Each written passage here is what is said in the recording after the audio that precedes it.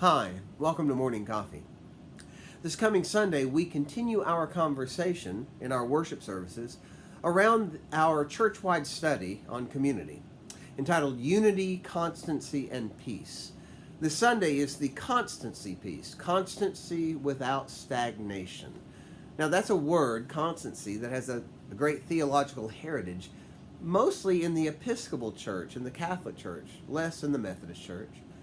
But Methodists understand it immediately when you describe what the word means.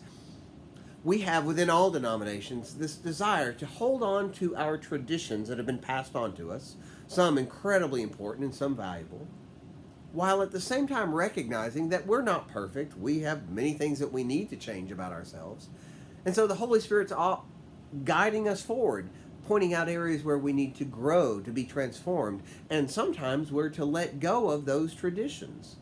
Right? There are some traditions that we value, can't imagine letting go of, but there have been many times in the church's life where we had to say, well, just because the church in the past did that, we're not sure that's something we need to hold on to, like segregation or keeping women out of ordination.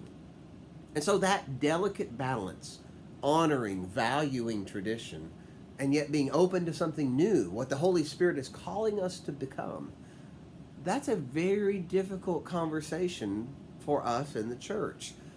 And we need to hold on to that recognition that healthy congregations have the conversation.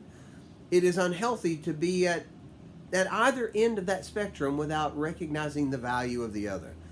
If we become one of those churches that says, well, this is our tradition, and no matter what, we're going to maintain it, no matter what God might be saying to us, well, that's not healthy. Think about what we would be looking like if we held on to the traditions of the 11th century. We let some of those go for good reason.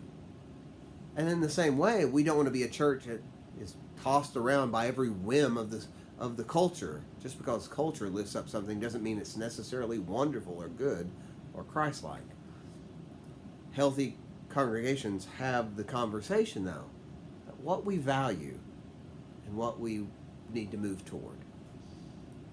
We're not always comfortable in those conversations because we have to name what matters to us and be open to change. Every generation brings new ideas, new conversations. And so that's what I'm inviting you to consider today. For your own personal devotional time, what are the traditions that were handed to you in the church that you think matter, that you want to hold on to no matter what? And what are the traditions that you know it's time for the church to let go of?